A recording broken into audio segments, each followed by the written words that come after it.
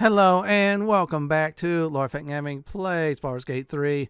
I'm your host, Lord Fenton. In this Baldur's Gate 3 build video, we're doing a pure cleric, light domain, balance bringer build. As always, like, comment, and subscribe to my channel for more Baldur's Gate 3 builds like this.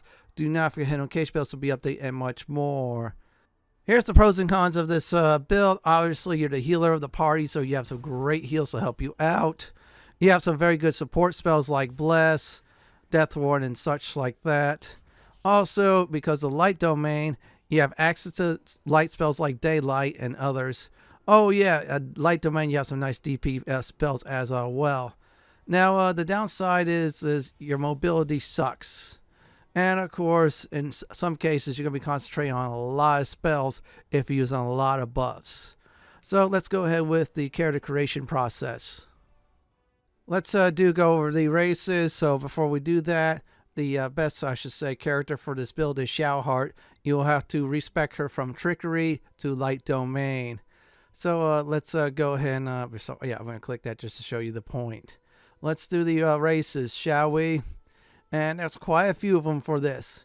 Now, elves, let's go ahead and list out their positives and such.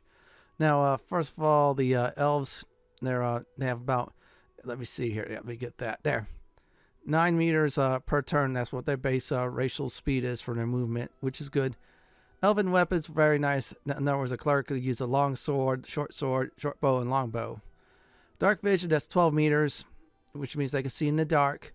And now here's another thing too. They have advantages on saving throws against being charmed and cannot be put to sleep magically.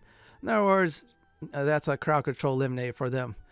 Good race is actually a high elf because they're low 0 spells, which is very nice. They get a free one too, so you get Firebolt, which is good, or anything else if you decide to select that.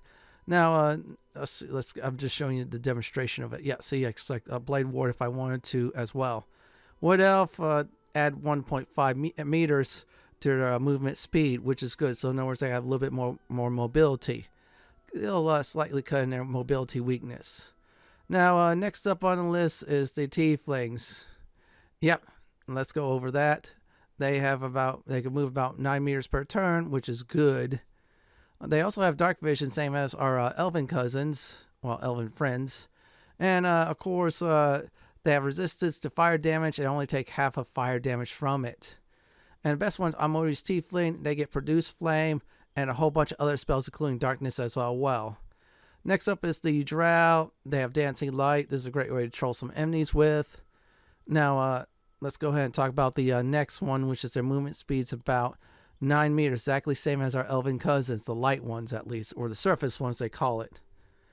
They could use drow weapons, including hand crossbows. Yes, that's popular with the archery type of builds these days. Superior dark vision, they can see up to 24 meters. That is 2 times more than our elven cousins. And they have the same thing with our elven cousins too, which is advantage on saving throws against charm and cannot be magically put to sleep. Now you have a choice, Loathsworn Drow or the other one. Up to you on that, on how well you like the battle, and I should say Mesopotamia or the Underdark. Those are just like role-playing favors at this, or flavor at this point. But still, it's a role-playing game. Come on. Now let's go to the next race, and that is human. Now let's go ahead and talk about our human friends first. 9 meters, that's what their movement speed is per round. They can use civil militia weapons, pikes, halberds, you name it. And of course, they get an extra skill point when they do create their character. So that is like really useful. Instead of 4 everybody gets, we get 5. Next up are the Dwarven races. Their base movement speed is 7.5 meters per turn. Dwarven combat like hand axes, battle axes, light hammer, and war hammers, which is nice. They can see in the dark up to 12 meters, which is good. They got dark vision, folks. And they have advantages against poisons and resistance to poison damage. So this is very good at the very start of the game because foes like to poison like crazy. Now, the best one I'll probably say is the Gold Dwarf, because they get 1 extra hit point when they level up. That's pretty good. So I have more hit points than everybody else if you pick this race as a cleric. So that's a good advantage there. Next up is the half-elves. They have 9 meters just like both races. Now, they have the same civil militia like the human side. They also have like their elven side, which is dark vision, so they can see in the dark up to 12 meters. And they have Fate Ancestry, so that means you have advantages against being charmed and it cannot be put to sleep magically. Again, get your crowd control. You're going to need that as a cleric. Now, best one I'll probably say is high half elf, but the other two are good as well. Yeah, see, they get another 1.5 movement speed. And a drow half elf is alright because they just get the dancing light spell, which is not bad at all. That's for trolling, mainly. But still, out of the three, I'll probably pick high half elf because that's Shadowheart there. So let's keep on going, and let's see here what else I have on my list. I think that's about it. So I'm gonna go ahead and select the high half elf because I'm act like I'm playing Shadowheart at this point. So we're going to go over our level 0 spells. There's 3 I absolutely do love. Sacred Flame. It does 1 to 8 damage. That's very nice when you start out. So if you run out of your spell slots, that's your last ditch damaging effort. Now guys, you want to get this ASAP. It gives you 1d4 bonus to ability checks. And believe me, that is useful. I found it halfway through Act 1. Yeah, I was trying to go all hardcore on without doing that. Resistance, you gain resistance and effects and conditions to a spell, which is very good. That's why I picked that one. I would have picked Blade War, but still resistance is nice to have. So let's go to the next one. Now, for this build, what we're going to do is Light Domain. We get the Light level 0 spell, which is very good. Useful in certain places. Burning Hands, that's what we get for a regular spell, so we don't have to ascribe it. It'll be automatically there. Fairy Fire, so all targets within the light turn visible, and also attack rolls against them will have advantages. So it's like a nice spell to have advantage against. Warding Flare, shield yourself with Divine Light. Use your reaction and post disadvantages on the attacker, possibly causing them to miss you. That is very good. As for Deity, pick any you like. Yeah, no ball one, sorry. So for our, I think next one is a background.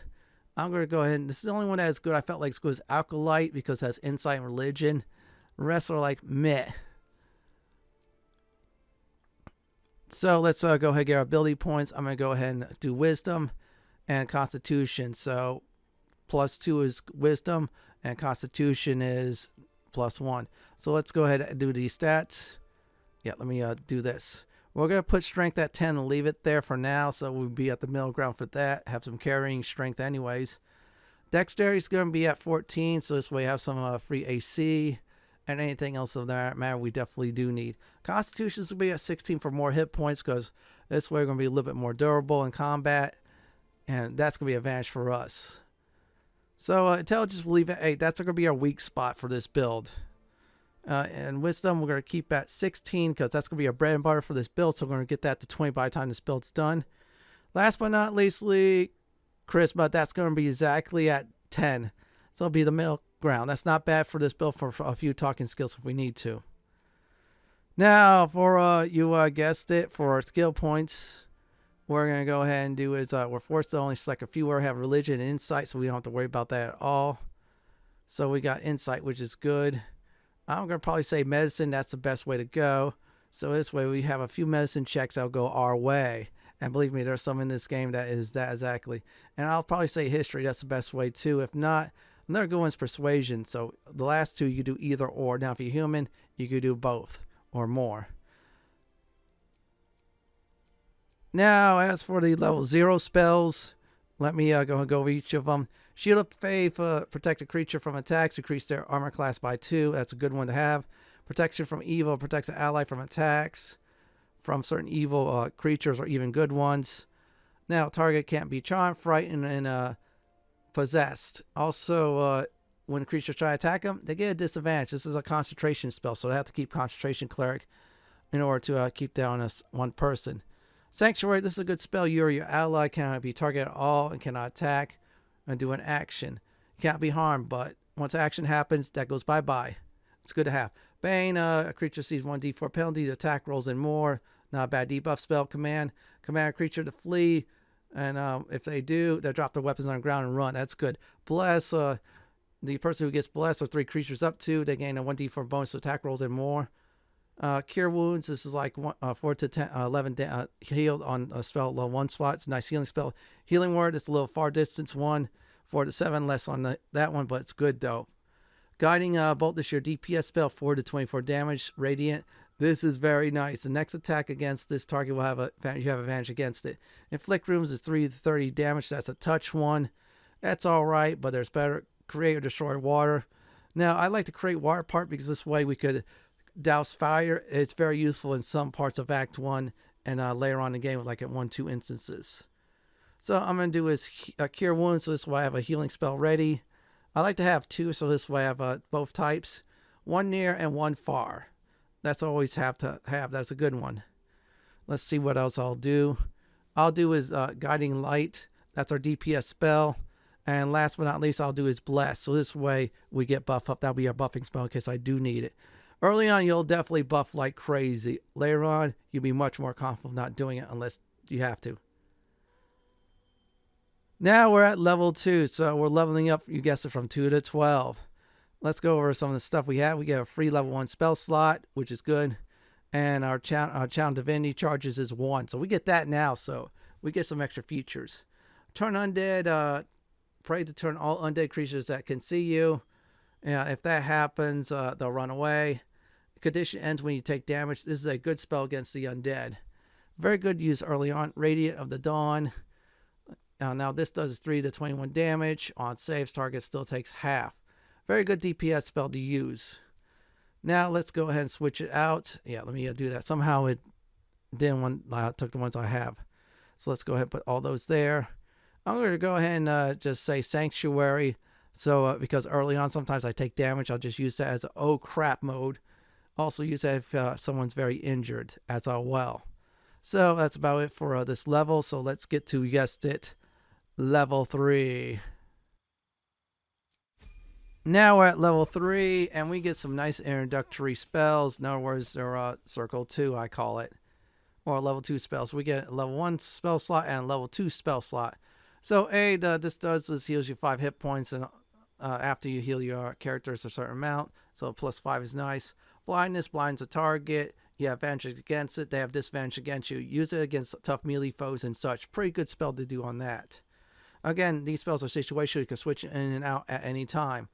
Common motions. Humanoids can't be charmed or frightened, and they cannot be enraged. Good against berserkers, and of course, I should say barbarians, definitely. Enhance ability, so this will give you advantages on ability checks, which is good of a chosen ability. This is nice in case you want to get an extra edge on some dialogue and such. Hold person, so when you hold a foe who is a humanoid and such, they'll stay still, and of course they'll always be weak to critical hits. This is a concentration spell. That's the downside, but upside is you'll hold them. Lesser Restoration, this is a very nice spell. It cures diseases, poisons, paralysis, or blindness. Good to have as a backup. Want to get rid of, say, blindness. Now, this one, Nicest Prayer, it heals you 5 to 19. That's outside combat, but it's a powerful AoE healing spell. I used this quite a bit in Act 1. Believe me, it's good in between fights. Now, another one good is Protection from Poison. It instantly removes all types of poisons and grants protection against the next poison attack and such. Good protection spell to have if you want to face poison foes. Silence does is all within the area will be silenced and also immune to thunder damage. You want to shuffle a caster? Use Silence. Simple as that. Now this next spell I discovered recently is a very good spell. It's a spiritual weapon. It summons a floating weapon to help you attack you. I use a great axe. It does a lot of damage. It's a nice tank. Warding Bond. So a person who gets you ward an ally, they gain resistance to all damage. Plus bonus to 1 armor class and saving throws each time the ally takes damage, so does you. It's alright, but it's better. Now you get Scorching Ray as well. And that fires 3 firebolts. Each of them does, I think it does total 2 to 16 damage plus. Nice fire spell to abuse. Forgot to show that, but still, you want to use Scorching Ray all the time. It's nice to clear the room with it. And I did put the axe there and the other spell too. Yeah, the axe you should be using when you get ASAP. Or the summoning spell, I say weapon. You get a level 2 spell slot for free. A level 0 spell. I'm going to do Blade Ward because it gives you only take half damage on blunt, piercing, and slashing. Good to start before combat with this spell you cast on yourself. So let's go ahead prepare more spells. Now last time I prepared the Sanctuary spell, Hold Person, and the spiritual weapon. And let me go ahead and get rid of that.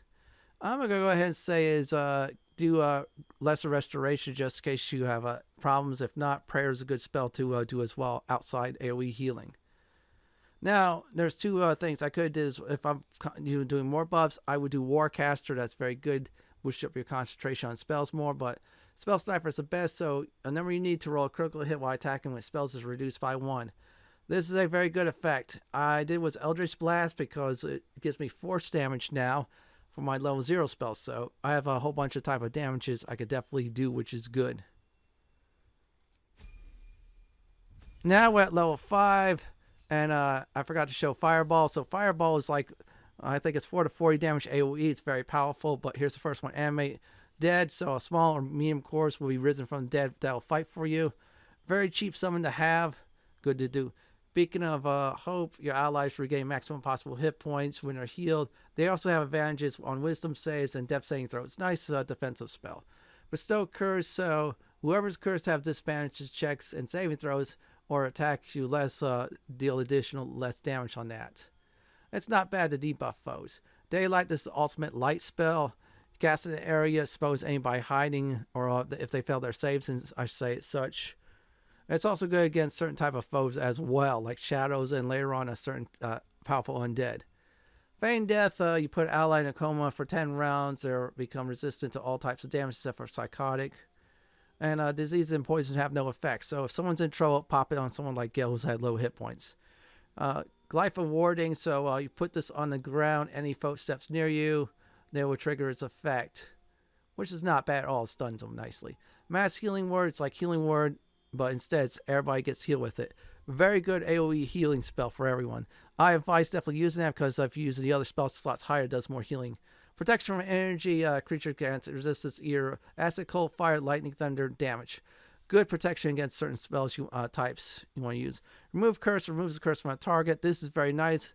It might not be useful in this act and a little bit in Act 2, but Act 3 is really useful for so many things. Now this spell here, you'll revive a character down with 1 hit point, then you gotta heal him immediately after. It's not a bad Mercy resurrection spell. Speak with the dead, so you find a corpse, and you have 5 questions to ask them. Right one, ask them, you're done. Spirit Guardian, this one's a good one too. Call forth spirits protect you. Nearby enemies take 3 to 24 radiant damage or 3 to 24 necro damage, and also their movement speed's lower, which is good. And yeah, again, get the Fireball. Abuse that, since it's a light domain. I did Mass Healing Word because this way I want AoE healing. And I'm doing this live, so this way any foe step in front of me is good. Again, these are situational. You could change them out at any time. All right, ding, level 6, everyone. So let's go ahead and talk about our class feature. We get a level 3 spell slot unlocked and another channel divinity charge. So we get more of those. Improve warding flare. So when an enemy attacks an ally now, this works towards allies. You pose a disadvantage on their attack rolls, causing them to miss a lot. Very useful. It's reactionary. And it owns. I'm going to go ahead and switch out. Yeah, they always put Cure Wounds. They're trying to tell me something. They always do. Let's go ahead and get rid of that. And I'm going to do is, let's see where it's at. Yeah, I'm going to do is Spirit Guardian. It helps me out greatly. So we're at level 7. And we get ourselves another class feature, a level 4 spell slot. And we get some good spells as well. And there's some very nice ones. Not much, but it's good to see. Level 4 spell slot unlocked. And let's go ahead and talk about that. First, we get Banishment. Temporary banish your targets to another plane or existence. Of existence, which is good. Banish a annoying summon. That's it for them. Death Ward. So any person who has this on, they drop their hit points to 0. Buff goes away, but they get that 1 hit point back. It's like a free spell level 3 resurrection. Freedom movement, so snaps out ally out of stun, difficult terrain, or anything else. Can't be slowed down, cannot be paralyzed, and restraint, which is good. Guardian face, arm a guardian in front of you, so any enemies attacks it. It takes damage, but the same amount of damage the enemy does, that enemy takes damage as well. It's not bad. Wall of fire. Here's the thing. It does 5 to 40 damage. Any folks walk in from it, they take damage from that. It's not bad at all for a light spell. So let's go ahead and see what else we could definitely get. I'm doing some changes out on this one. I'm going to do is definitely is Death Ward and Banish. Those two are very useful later on in Act 2 or late Act 1 if you decide to squeeze some experience points as well. And if I need to, I could switch to, Bless. Ding, level 8. So we're now there. We get ourselves another level sport for spell slot. Potent spell casting. So here's the deal about that. You can add your wisdom modifier to the damage of your level 0 spells. So your Eldritch Bolt, for example, is 1 through 10. Add 3 to it. So our modifier is 3 for wisdom. And believe me, this build's going to have high wisdom. 20 unbuff and 22 with a certain mirror loss. Anyways, I'm going to go ahead and get the freedom movement. That's a good one also. Or remove curse. Either one of those two will do well. And we're going to do ability improvement at 8. And we're going to put 2 points in wisdom. So from here on out, all points go into wisdom. Very important. Ding, level 9. So here's what we do get now. And oh wow, we get some level 5 spell slots. And this is good. Contagion, so poison the target, possibly affects them with a disease of your choice. Not bad, it's alright debuff spell. However, it's one use until long rest. Dispel evil and good. Now this does is gives your foes a disadvantage on attack rolls. You also break enchantments. That charm frightens or possesses allies. It's not bad at all, it's a good one. Flame Strike, 10 to 60 damage total. It does half radiant and half fire. Very good AoE damage spell. I abuse this quite a bit later on in the game. Great Restoration, this will cure any charm, petrification, stun, or even curses as well. You can replace remove curse if you want to. Insect Plague. I'm going to say this now. This is a great and powerful spell. It does 4 to 40 damage AoE. Makes an area difficult terrain, imposes disadvantages on perception checks. So if you have a stealther, if they're near the edge, you can have them attack. Mass Cure Wounds, everybody gets cure for 7 to 28 hit points. Very good AoE spell to heal. Planar Binding, so if you see a certain creature like a Celestial, Elemental, Fey, or Fiend, you could charm them to join you in battle, just like a certain item in the Bard's Tale 1. And one more thing is this one I like is, besides the souped up version of Flame Strike, Destructive Wave, it does 10 to 60 damage. This is half thunder, half radiant. Nice AoE spell to abuse. We don't have to spell slot. That's the great part about it. So let's go ahead and switch some spells out. I'm going to keep Great Restoration. That's good. And I'm going to just change this spell for, you guessed it, the Mass Cure Light Wounds, which is good. Now we're at level 10, everyone, and this is what we do get this time. We get some nice features, another level 5 spell slot, and Divine Intervention. 3 things come out of it. You get healed like a long rest, number 1. Number 2, you do a very powerful AoE spell that as a massive wave. And another thing is you get yourself a nice legendary mace. However, it's one-time use in the game. That's a warning. Now this one I took for a level 0 spell because it gives me advantages on persuasion and other checks as well. I didn't take the flame one because I have so many light spells free. And let's go ahead and grab this. Again, this is situational. You can change them in and out. I did freedom of movement at this point in time. Ding, level 11. Now we're going to get some level 6 spells and level 6 spell slots. Blade Barrier, so you drop it in front of you. It does 6 to 60 damage if any foes step into it. And the area turns into difficult terrain. Now, create undead. You create a corpse that's either small or medium into a mummy. Yeah, a mummy will fight for you. That's not bad. Harm, that does 14 to 84 damage. Very nice DPS spell, but your hit points never drop below 0, which is all right. Heal, you heal 70 hit points instantly, and you remove blindnesses and disease. Very good and powerful healing spell to abuse. Now, Hero's Feast, I discovered this recently. So what happens is your hit points increases, you get wisdom saves and more for everybody in the camp. Planar Ally, so you summon a, I say, creature from the outer worlds. Very good, I should say, pet to use and abuse. I should use it through the game, but instead the level 5 one put me off, but the level 6 one is great.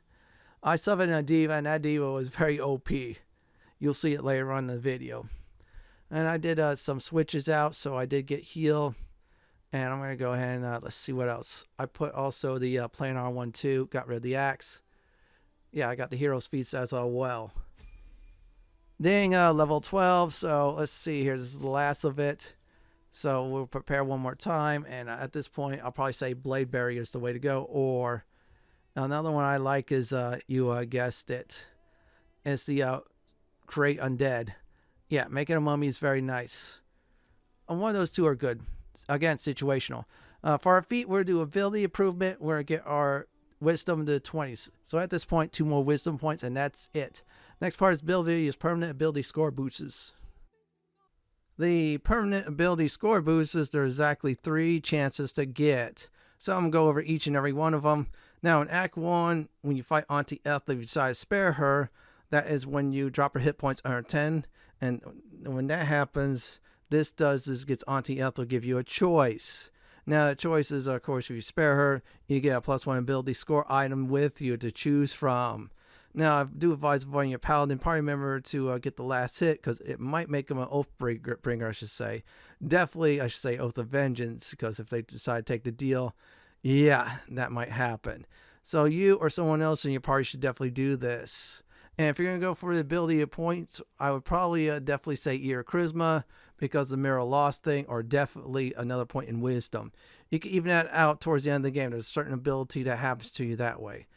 Now in Act 2, this is purely optional. I didn't list it at all for the before and after due to the fact I believe it's much more better for melee characters, and or I should say definitely roguelike characters too.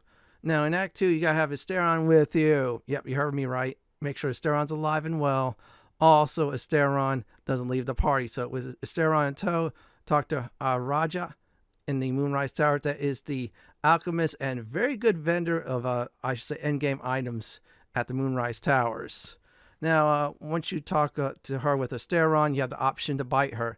Allow him to do it. It's disapproval, but guess what? You get a +2 strength potion. I say, like I said before, give it to someone else in your party that's more worth it, like melee or definitely roguelike characters. Now, last but not least, this is the most important one. This is in Act 3, the Mirror Loss. Now, you need to pass some intelligence checks, so if you need to respect your character to do so, go ahead. And what happens is this exactly. Once you pass the 2 checks, you'll be given 6 options and a 7th one also. The 6 options are usually number 1, strength, 2, dexterity, 3, constitution, 4, intelligence, 5, wisdom, and 6, charisma that you'll pick to lose, which is -2. Very curable via, remove curse. Now, if you pick the 7th option, deception, you get nothing, nada. But here's the deal. There'll be a hidden charisma check. So if you pass the 2 of them, I believe what happens is you get +1 charisma off the bat free. It's a special message. And a +2 stat of your choice. Now, the second option is you only get the +2 stat of your choice. The stat choice is on both ends. Pick wisdom. That's important, everyone. Now, if you don't pass 2 charisma checks, you get nothing out of it. You just get the loss. So I'm going to go ahead and go over the Mirror Loss a lot more. Now, after defeating a certain person or have access, I should say definitely to the room, well, guess what? You have access to the Mirror Loss. So the Mirror Loss, again, you have to have some intelligence checks. Some people respect. I'm repeating this. After you pass the checks and don't do the deception thing, and what happens is you get the following to choose from. Now, for example, number 1, that's +2 strength. Number 2 is +2 dexterity. Number 3 is +2 constitution. Number 4 is +2 intelligence. Number 5 is +2 wisdom. For this build, you want that one. And number 6 is +2 charisma. So here's the deal on all of that. Yeah, you can only do it once, but it's good. Now, unfortunately, I cannot do it with Shadowheart in the demo because she's been using the mirror one too many times. Now, once you pick the stat your choice, it's permanent. Now, the loss, that's not permanent. You could cure it, like I said, for remove curse. Again, this is all in Act 3. Save scum if you need to, so this way you get the checks right. Now, if you're in honor mode, you're kind of screwed. So let's go ahead and talk about the before and after with these permanent stat boosts. Now, here's the before and after permanent stat boosts. This is as if you're level 12. Before, you still have your 10 strength, dexterity still 14, constitution 16, intelligence 8, wisdom 20 via level up, and charisma 10. Now, after you do all that, 10 strength, 12 if you decide to drink the strength potion for yourself, dexterity 14, constitution 16, intelligence 8, wisdom 22, 23 if you decide to do the Auntie Ethel thing, and charisma at 10. 11 if you decide you got lucky on the Mirror Loss. And then that's about it for the before and after for the permanent stat boosts. So let's go ahead and talk about Tadpole Powers. I'm going to go ahead and go over the Tadpole Powers. I split them into two categories: before the Astral Touch Tadpole and after using said Astral Touch Tadpole. So let's go ahead with the before. Welcome to the wonderful world of Mind Flayer powers. So here we go. Favorable beginnings, boosts attack rolls, or gives you advantage in dialogues. I like this one personally on all my characters because the first or the second one depends how I feel. For this spell, yet number 2 is good enough. Now, next up is Charm. Prevents a foe attacking you for 1 turn. So here's the deal. Foe coming towards you because you're healing too much. And what happens is you hit Charm. Then next time they'll attack someone else or another foe.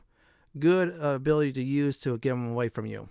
Shield thralls make a shield on you or your allies that is 10 hit points. When the shield goes, any foes near the person with the shield get stunned. This is a nice crowd control spell. Also nice to stun foes too. So this way you run away after, of course, the shield explodes and heal far away in a safe distance or nuke far away in a safe distance. Concentrated Blast. Now this one's different than, I should say, my wizard builds and on my warlock as well. You must be concentrating on another spell to cast this. So for example, you concentrate on Bless. If the target was also concentrating, you heal as much as the damage that was dealt to it. So for example, you do 3 to 18 damage plus any other damage, like for example another 3 to 18, you get healed as well. This is a nice ability to use. Now downside is about this is the spell you're concentrating on will end, but upside is you get a nice heal out of it if you take out the right foe, or at least weaken them. Sonic Backlash. When an enemy within 9 meters casts a spell, you can use your reaction to inflict 1d4 psychotic damage to the caster per caster level. Now, I'm going to be honest, this one is really nice to abuse. I see a caster, I use this, and yeah, they take some damage. Then the good times roll. Now, on to if you definitely use the Astral Touch Tadpole. Now we're going to go ahead and talk about if you decide to go ahead and put that Astral Touch Tadpole in your eye. In other words, get some new powers. Black Hole, this is a AoE attack that's very OP. It does a lot of damage, just trust me. I use this towards endgame, and the good times definitely rolled on that. And sometimes I one-shot foes too, especially tough ones. And you have 5 charges on that, it's really good to use. Definitely try to go for that. Fly, gain the ability to fly, just like the fly spell.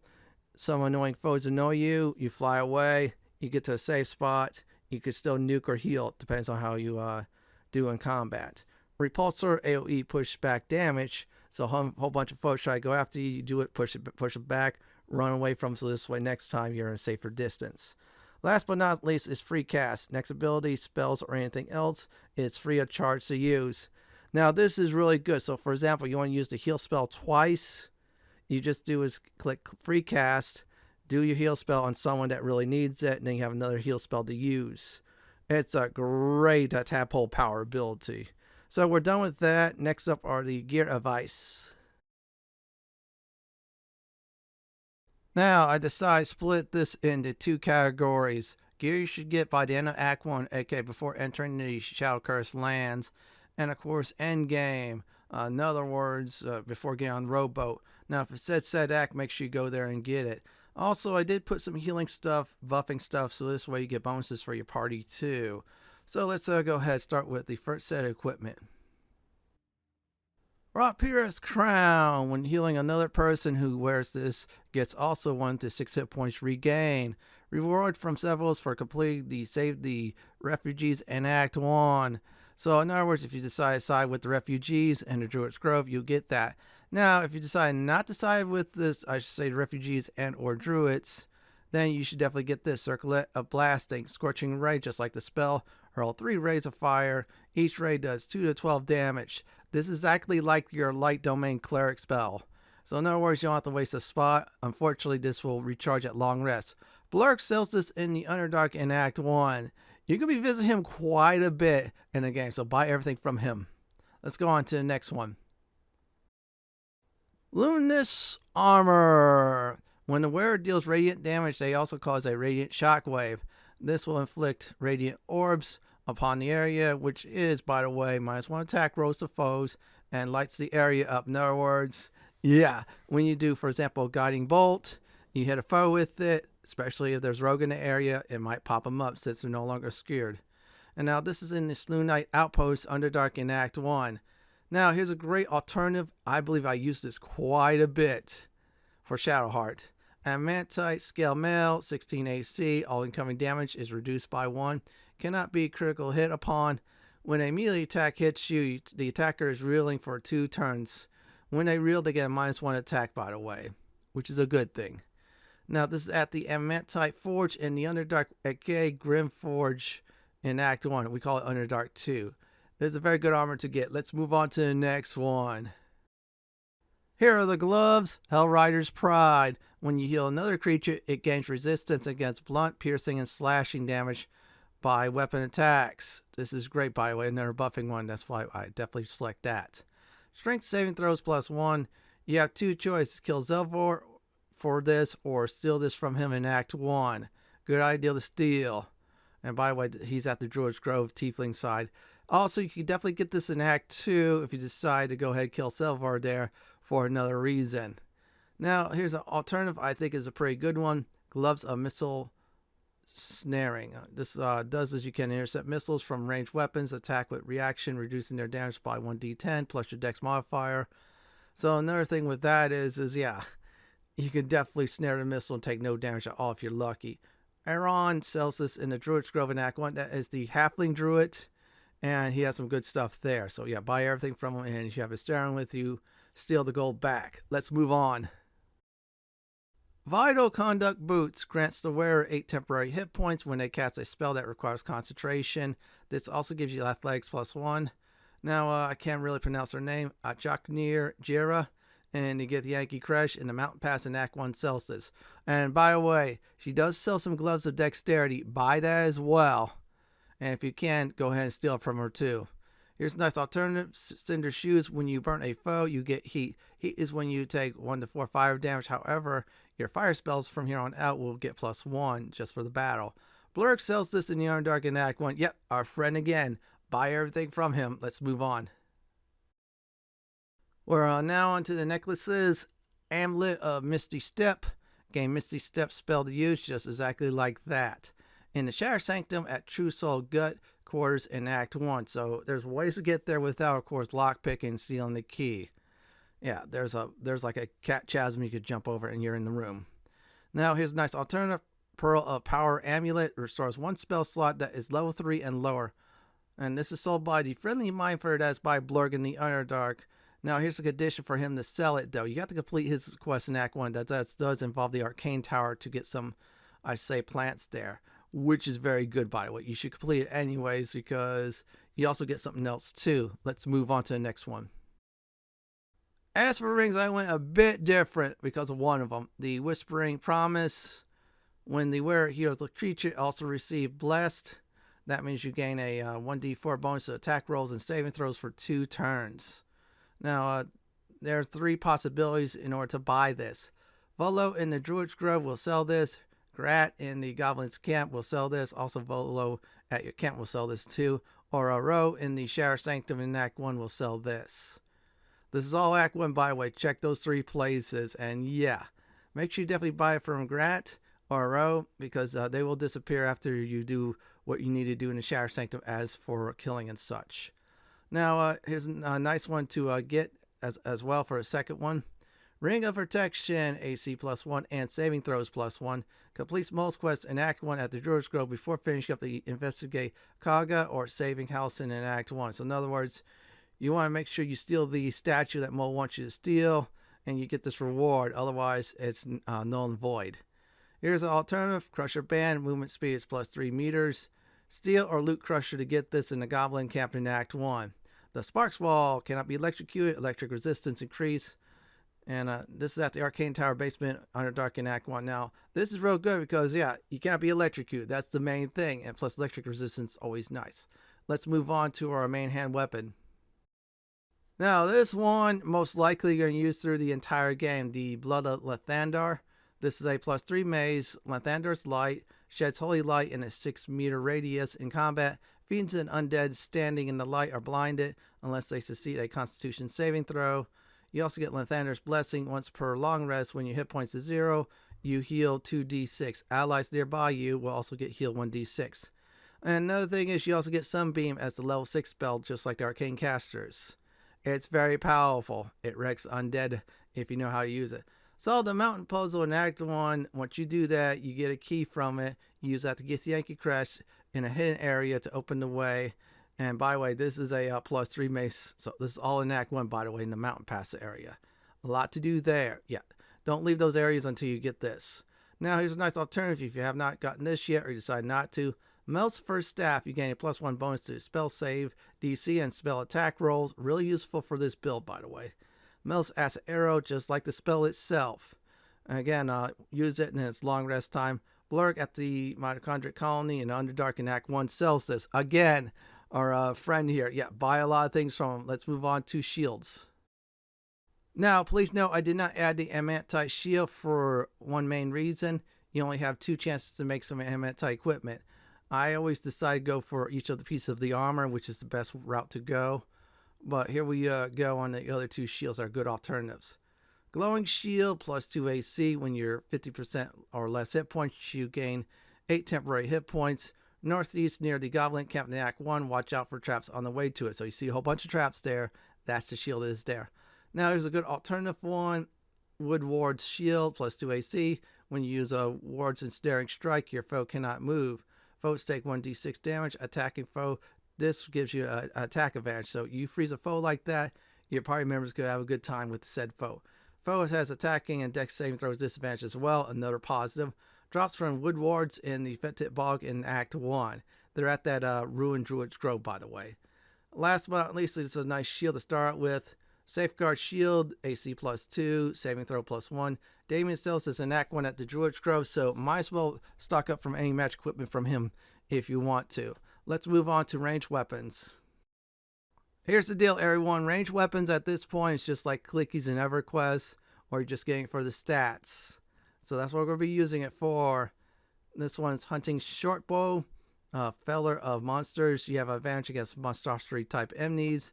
One use the Hunter's Mark before long rest. So in other words, you keep clicking on a foe that's tough, your party members can do a lot of damage against it. You also reapply to other foes as well, as long as you have concentration, which is good, by the way.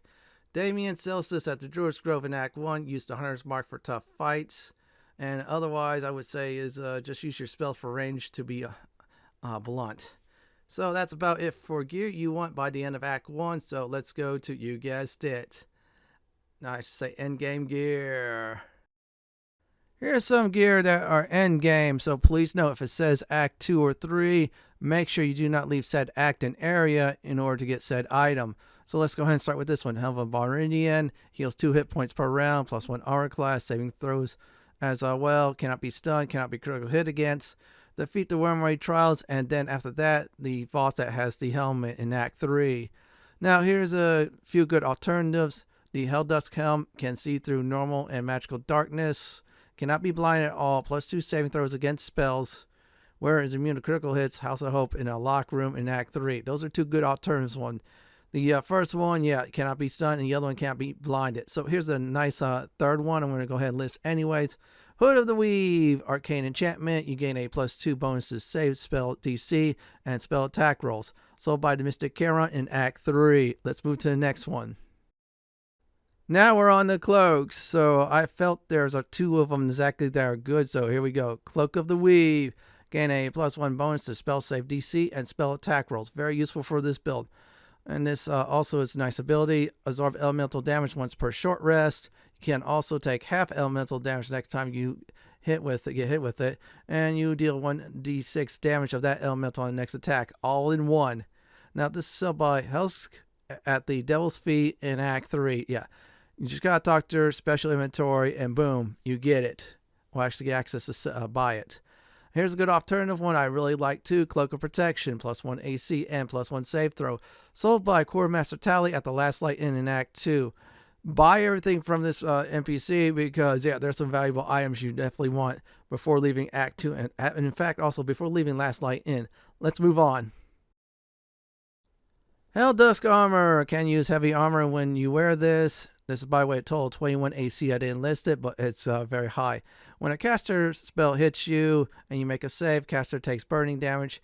You're also immune to burn, by the way. That's a great thing. Resistance to fire, that's another good thing.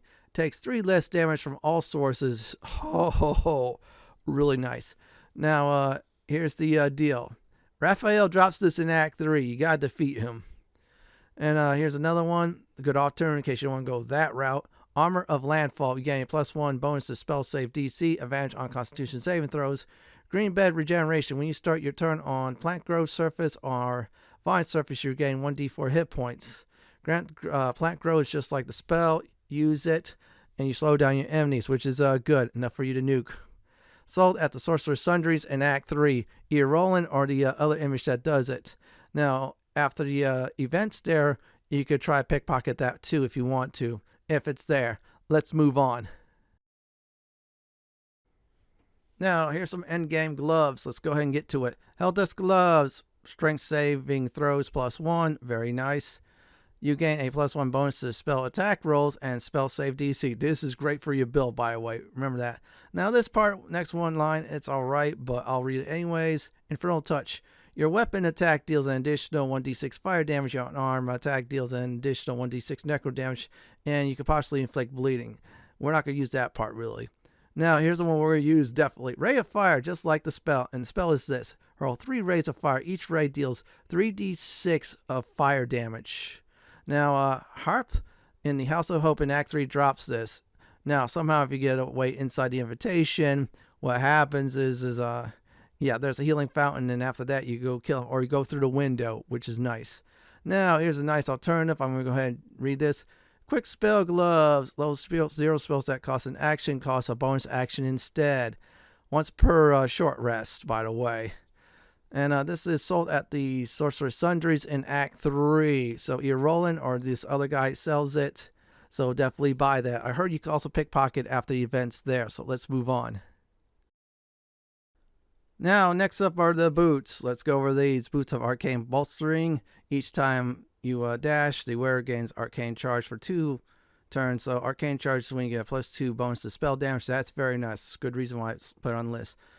Aja, that is the one that you get your strength potion from, aka the one that also sells alchemy items, and of course some very best items in the some of it in the best in the game, I should say, is at the Moonrise Towers in Act 2. Yeah, clear out her inventory once you get these, just trust me.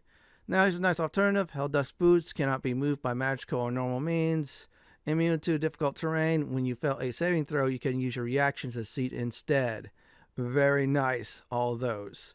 Teleport to an area, and when you land, you do 2 to 16 fire damage, which is good. And this is in Lord Gortash's room. You have to pickpocket the key from Lord Gortash, or go ahead and kill the fool. Let's move on. Now, next up to bat is the necklaces. Spellcrux Amulet. Spell slot restoration. Replaces a spend spell slot of any level as a bonus action once per long rest. Now, this is real nice. So, for example, you decide to use up all your level 5 spell slots and you want to cast Flame Strike again. Well, pop this baby, and you get to use it one more time. Now, the Warden in Moonrise Tower Prison drops this in Act 2.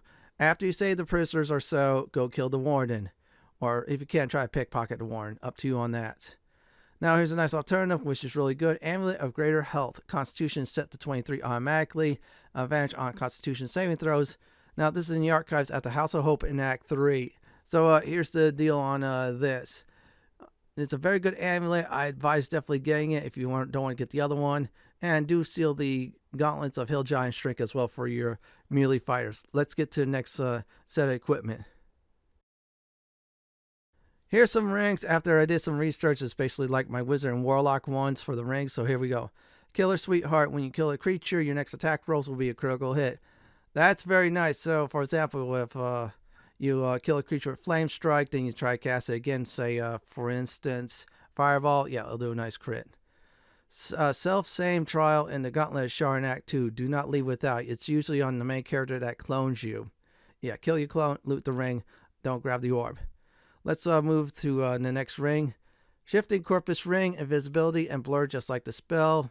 Both are very nice. Each of those requires a long rest after use. And this is one Blurs for defense and Invisibility to get the heck out of jail, basically.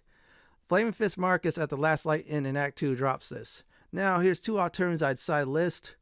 Ring of Free Action, you ignore the effects of difficult terrain and cannot be paralyzed or restrained. That's great for I should say for casting spells and such. You don't have to be those debuffs no more on you. Now the same NPC that sells the potions, potions, and also if I remember right, the strength potion you get will also sell this in Act 2 at the Moonrise Towers. Clear inventory out of magical items. Just trust me on that. There's some good stuff. Crypt Lord Ring, create undead, like the spell. Use a corpse to summon a moment to fight for you. This is exactly like the spell you have, so you don't have to use a spell slot. Pop this sucker, and that's it. It's long rest, but that's alright. Kill Mystic Cameron for it in Act 3. Yeah, you have to go through the whole quest of him to get rid of his mortality, and then after that, murder the bastard.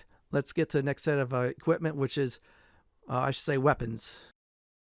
I'm going to go ahead and say this right now for Act 1. It's the Blood of Lathander. I'm just going to go ahead and leave that there again. It's one of the best weapons you could get in the entire game for a cleric, especially for this build. Now, here's a nice alternative in case you didn't get it in Act 1.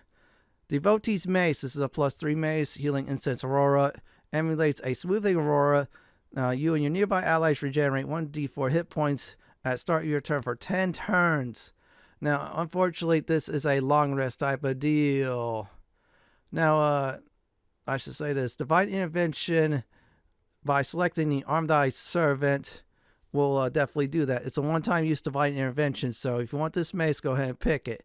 You won't be able to get the long rest version, nor the powerful AoE attack. So let's go ahead and move on to the shields. Foncia's Walking Fortress. This is a plus AC 3 shield.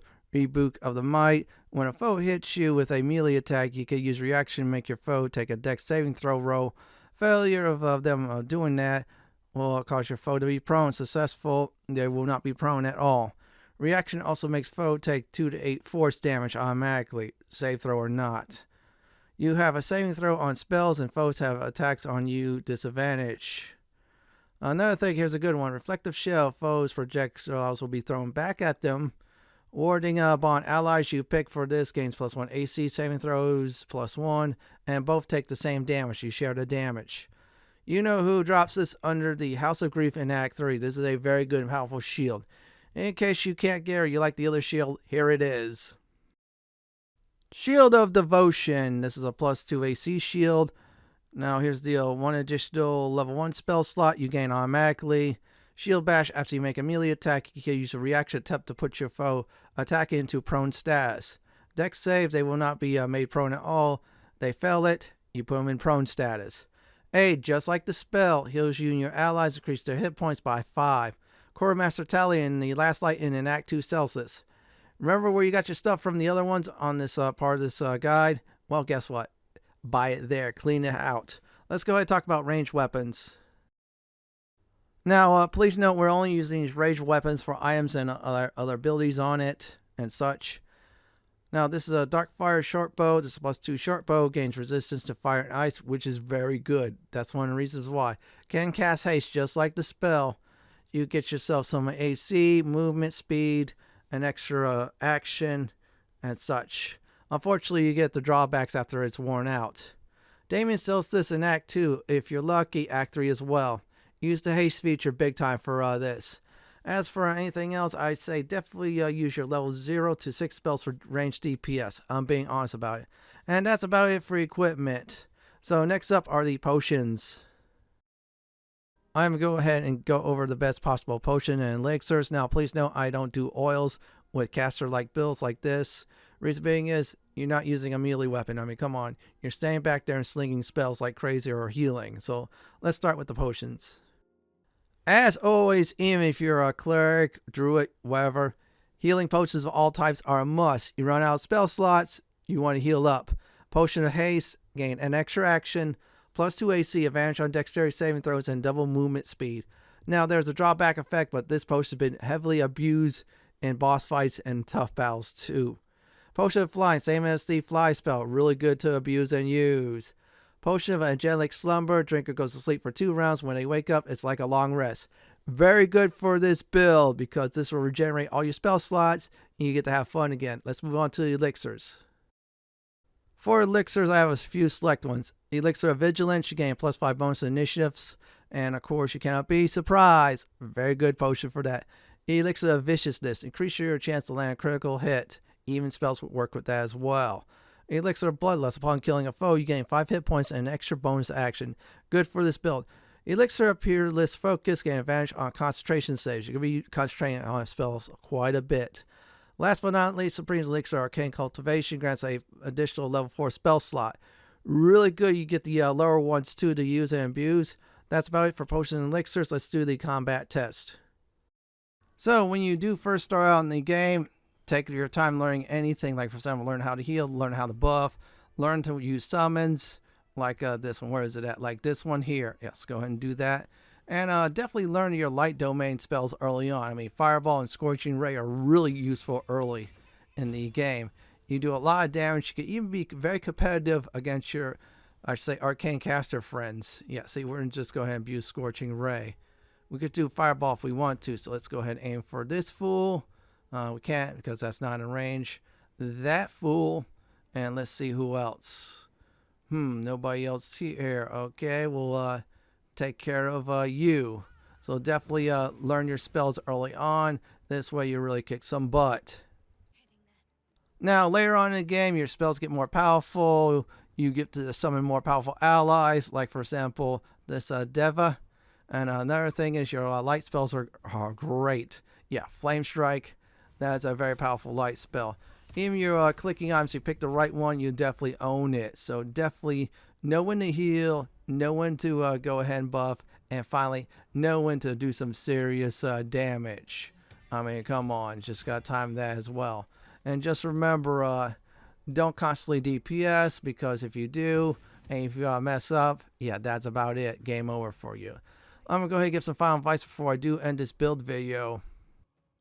Here are some final advice before I do end the video. Experiment with your spells big time, so this way you know what type of spells you get to use and abuse, and what type of spells you get to heal and buff. Know your enemy strengths and weaknesses. If there's any undead, don't be afraid to use turn undead. Eventually, that turn undead will have an ability called Destroy Undead, which is really nice.